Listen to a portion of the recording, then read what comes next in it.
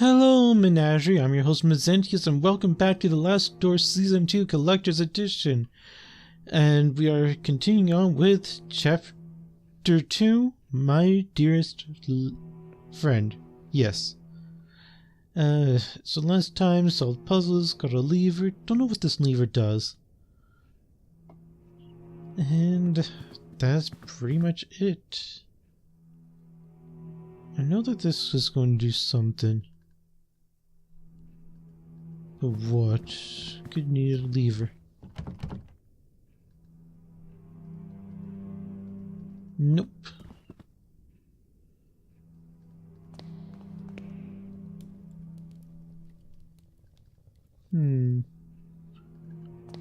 Maybe there was something in the basement.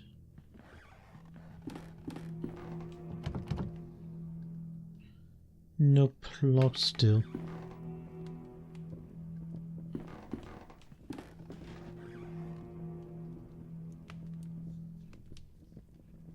Did Professor Wright work in the basement? In the basement?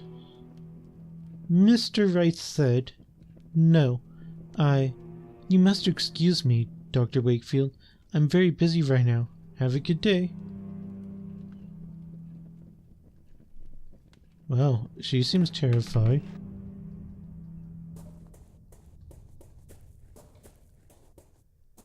Well, with the lantern I can actually see.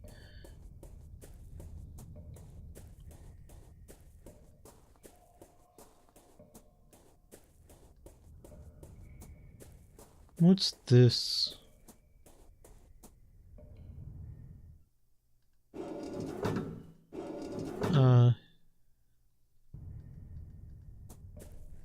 Another of those.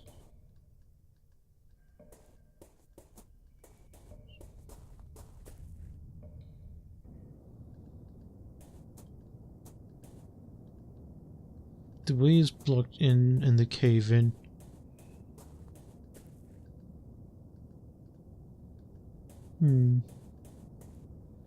I really don't know what I'm doing.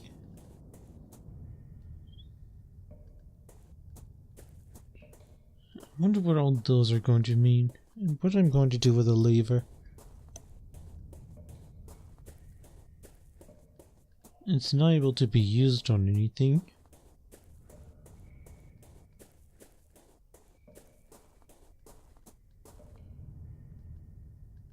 Just old furniture left to rot.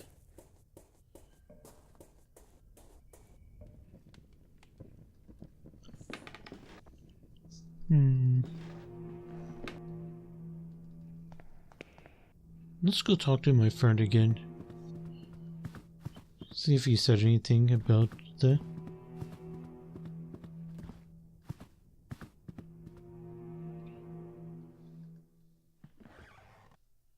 Nope, keep searching.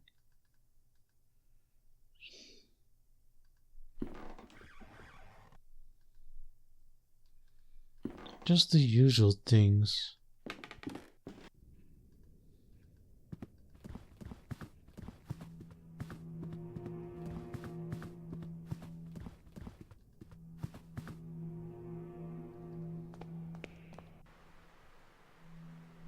It's very confusing.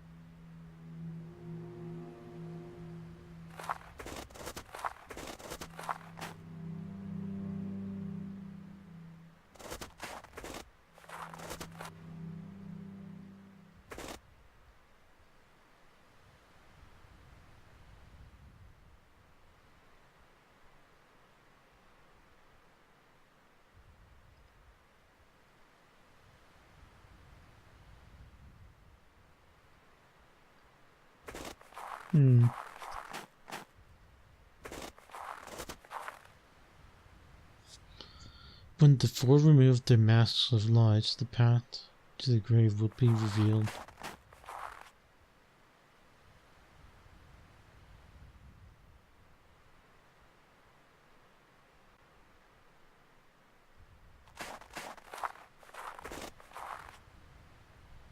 Yeah, just nothing.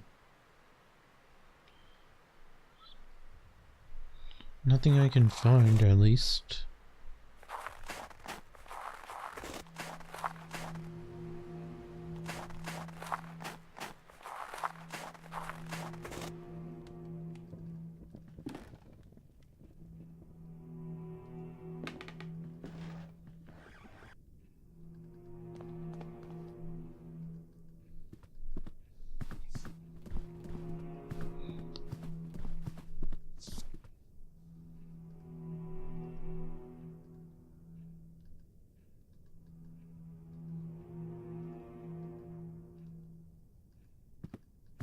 Yeah, not... Oh, wait. The lever.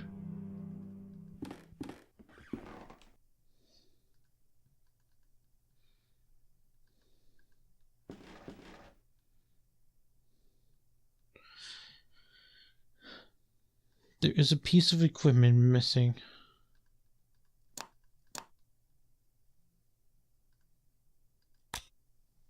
I think it will work now.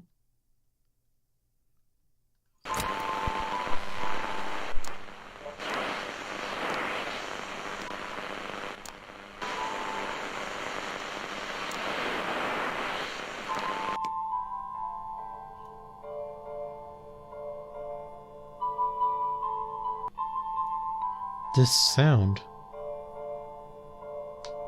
Do my ears deceive me? Is that a piano melody? I must see Kaufman at once.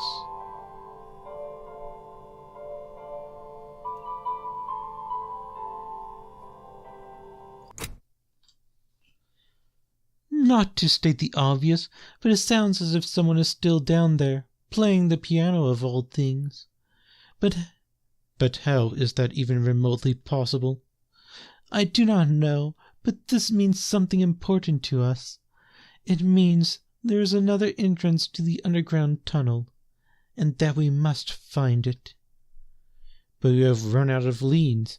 You do not find anything of use in the archive, and Professor Wright continues to mutter incoherently about childhood memories. You must hypnotize the professor, mein lieber Freund. We are running out of options.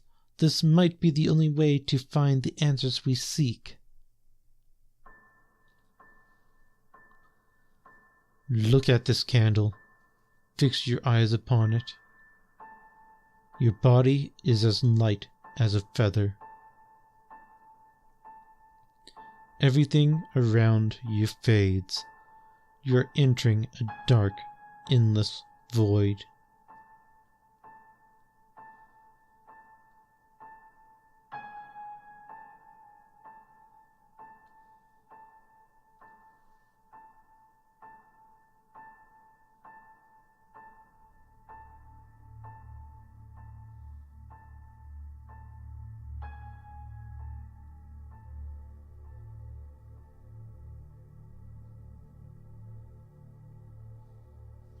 Listen to my voice.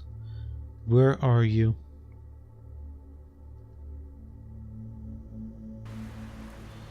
A great number of trees surround me.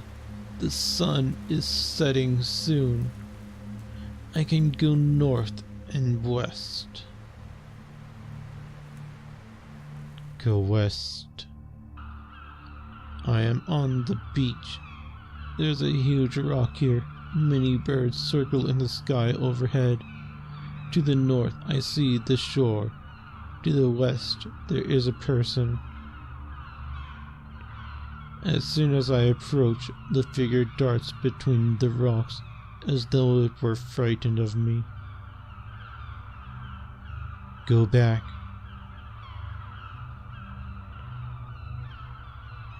Go north. I stand beside the shore. The water wets my shoes, and all around me lies the wrecks of ships. To the north, something floats in the water. To the east, I can see the edge of the forest. A body floats in the water. I will not look upon its face.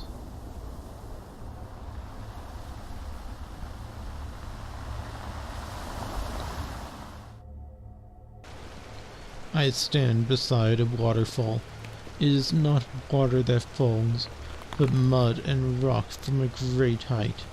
They fall and fall into a bottomless abyss. Behind the waterfall, to the east, lies a tunnel. To the west, I see the edge of the forest.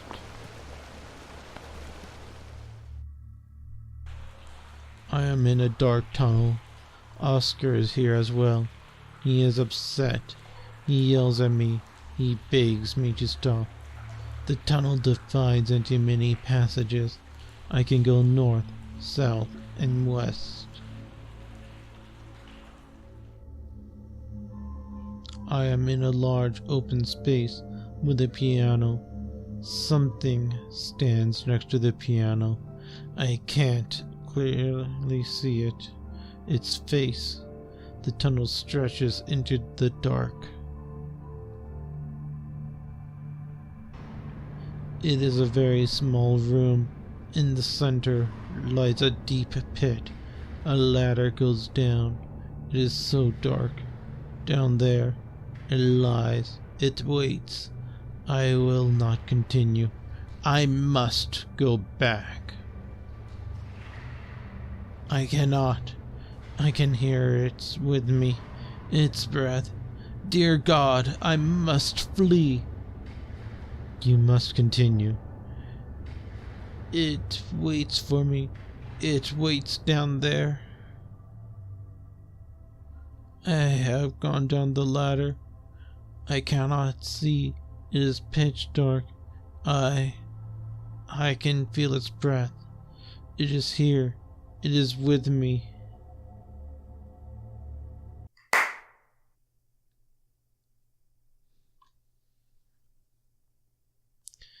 Enough! We went too far, mein friend. You are right. I did not think he would react this way. You did well by stopping the trance, Kaufman. I think it would be best if we leave it for today. Let us return to the inn. Reflect tonight on what we have witnessed here. Tomorrow, let's discuss the next steps in our investigation. January 21st, 1893.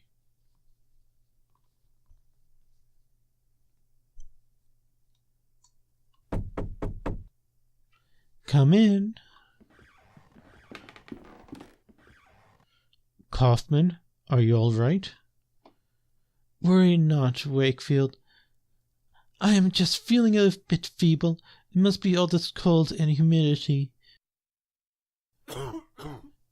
Nothing serious. I would like to know your opinion about what we heard during yesterday's session. Do you remember anything that could help us in our search? The seaside was a recurring theme during the hypnotic regression. Yes, it is true. Maybe the entrance to this tunnel is somewhere closer to the coast? I believe that this underground tunnel has left a deep impression on Professor Wright's subconscious. I agree. The horror he experienced at the end of the session was far too intense to derive solely from his imagination. It speaks of some trauma. Throughout the trance, he saw an unknown figure with no visible face, the floating body in the water, the person near the rocks, the one beside the piano. Yes, indeed, but I am afraid it is too soon to unveil the true meaning of those images.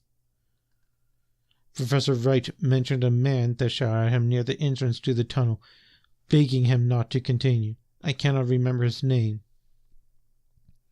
Very good. It was Oscar. We should attempt to find him. He may know something about Professor Wright's fears. If we can find this man, I am sure we will shed some light upon this mystery. Why don't you go to the village and try to find out something about Oscar? My apologies, but I must stay here and recover my strength.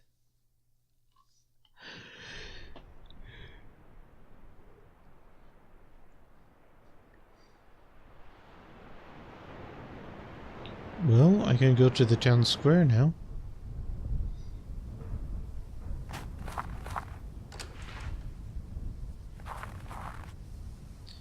The Fisherman's Lodge?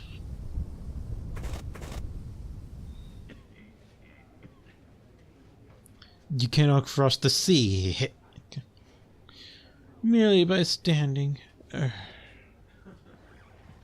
and staring at the water. Good morning. You want a drink?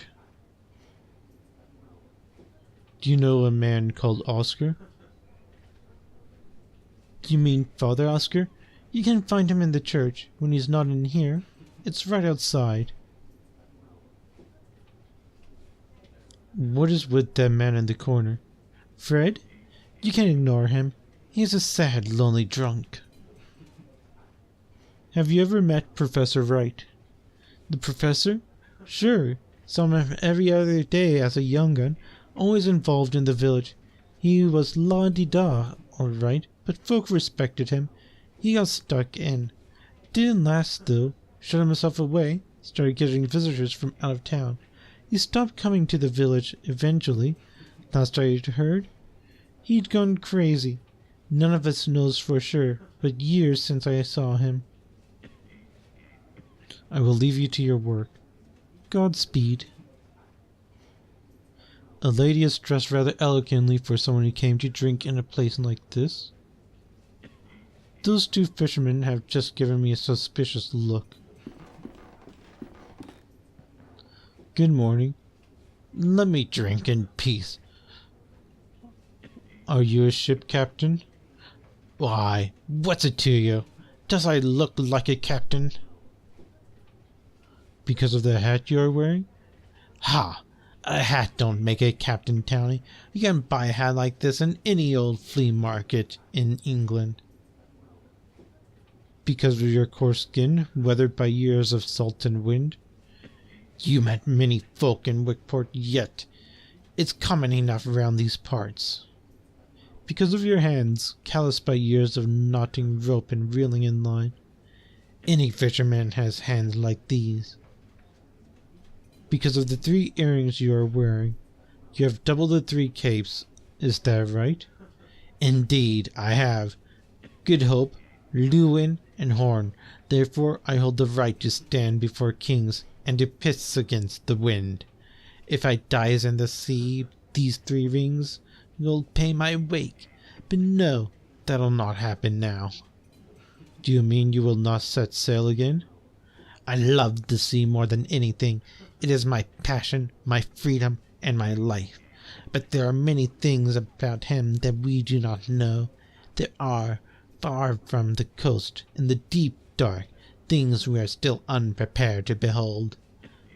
Believe me, those things await deep down. Have you seen any of those things? No, but you may have heard 1 or 2 of the stories the fishermen tell about things seen out there. It is naught but tales for young guns, more superstition from men too cowardly to face the dark. Any good seaman knows that in the strong wind a stretched rope can shake and sing. I myself have mistaken such keening for the wail of a child, but there was one time it was nothing of the sort. Then the sea howled. It was not thunder, not a strong wave clashing with my ship. No, it was like a voice. It spoke to me in a language I cannot describe, a sound muttered by a living something, a call unlike anything I had heard before, and I understood. What did you understand? I understood there was no more freedom for me, that the sea now had other lords, and whoever they were, I didn't know they would not share it. What happened to them? As I navigated back to shore, I lost control of my ship in a great storm. The rocks of the cliffs did the rest. I do not know where the remains of my dear Augustine ended up. With the passing of years and tides, I looked for them once, for many moons, but all I found was this bar and the bottom of an empty glass.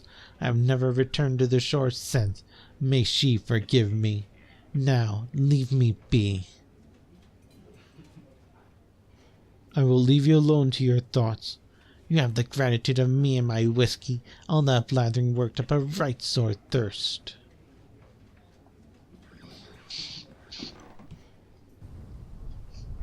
Ugh.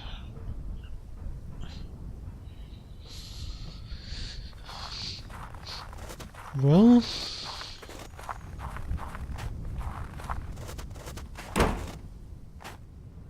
the window is closed shut. Snow all but covers the window. Evidently, no one has been here to clear it in a very long time. It's too frosted over to see inside. This is the front door of the Church of Wickport. It is closed.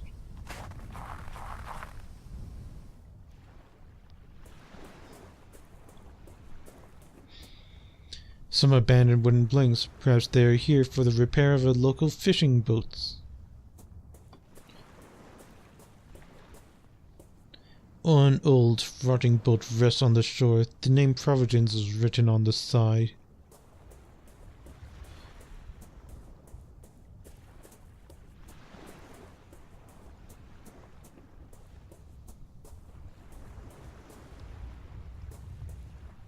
This old ship is completely wrecked. An old rusty bronze bell typical of a seafaring vessel is engraved with the name Augustine. Someone may be able to tell me more about it.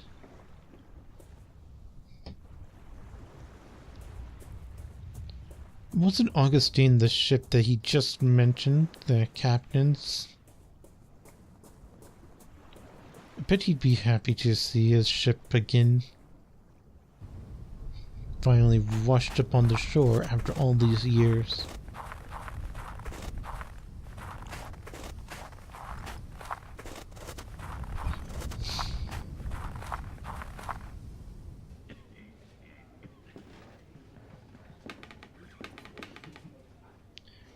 Why, that bell is from Augustine. My Augustine! Where on earth did you find it? I found it on the beach near the shipwreck. I thought I would never see it again. I'll clean it and make it shine anew. Wickport Beach? Our beach? Why, I must go straight away. Oh, to be reunited with my poor Augustine. What will remain of her? No, no, I dare not go. Oh, but I must. Good day to you, sir.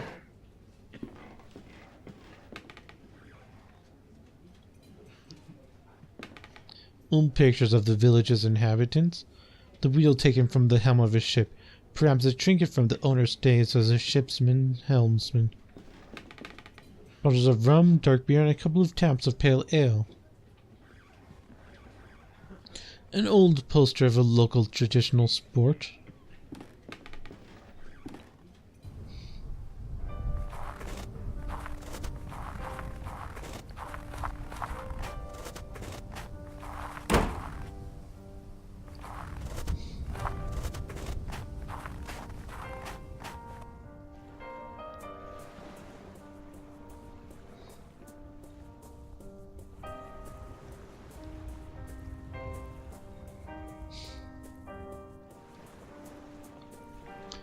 Neither the cracks in your hull nor your flaking paint, none of it matters. You are as beautiful as ever, Augustine. Today we will watch the sun set together. Good sir, I cannot put into words what a great service you have rendered this drunken knave, just as you, a stranger, have brought me to my lost treasure. May the old sailor's spyglass, in whatever way it can, help light the way to yours. Take it, it is a gift from the heart.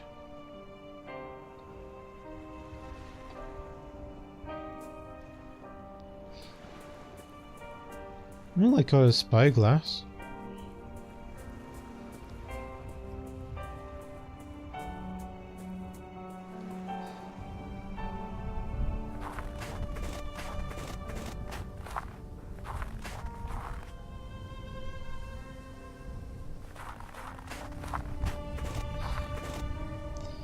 Excuse me, are you spying on me?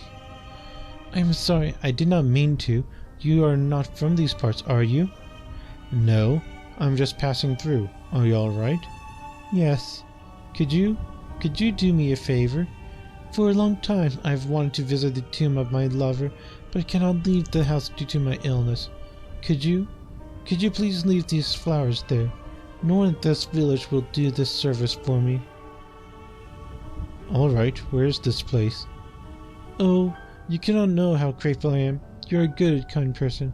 You can go to the graveyard through the path right there. The name you need to look for is Carter.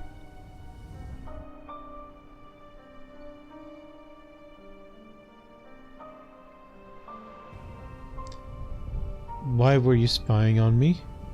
Oh, do not put it like that. It sounds so terrible. I just watch folk passing by. I cannot leave the house, so I spend my days at the window. It is awful interesting. You learn a lot about people this way, you know. Really? What can you tell me about myself? I've only observed you for a while, but I can tell you are on an important mission. Looking for someone dear. There's a worry over your shoulders, and a long way ahead of you. Well, that was remarkable. I'm frankly astonished. Let me see. What can you tell me about the barmaid? Eva is a woman with a strong character. Once I saw her kick out a group of drunk sailors from the pub without a doubt. She is in a bad mood lately, because business is not what it used to be. She will not leave the village, though, as did the others. Let me see. What can you tell me about Captain Morville? Poor Fred is always drunk. In the old times, when he was not sailing, he had long walks on the beach and looked happy. But now, rare is the occasion when he gives a quick glance at the coast. He has lost all hope. What can you tell me about Father Oscar? He is a man who has lost his purpose. I see him walking aimlessly in the morning and evening, nervous and doubtful. I should go. Thanks for everything, and have a good day.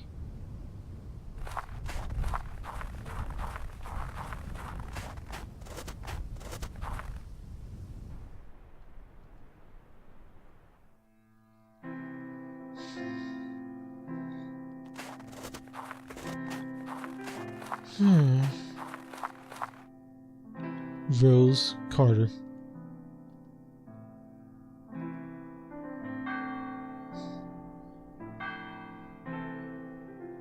The bells of the church. It seems the priest is calling mass. Bury my body with the salted driftwood, with the green seaweeds and the worn-out ropes, where I can feel the cold autumn breeze. Durant Bellay, 1810 to 1875. Farewell to those of you that walk beside my grave. Here I lie, my name written on stone under the sun. Mary Jane Benet, 1861 to 1890. Do not bring flowers to this place, for rum is all I crave. Now I rest under the same stars I sailed by when alive. Daniel Aberton, 1798, 1842. There is no name, date, or epitaph on this gravestone.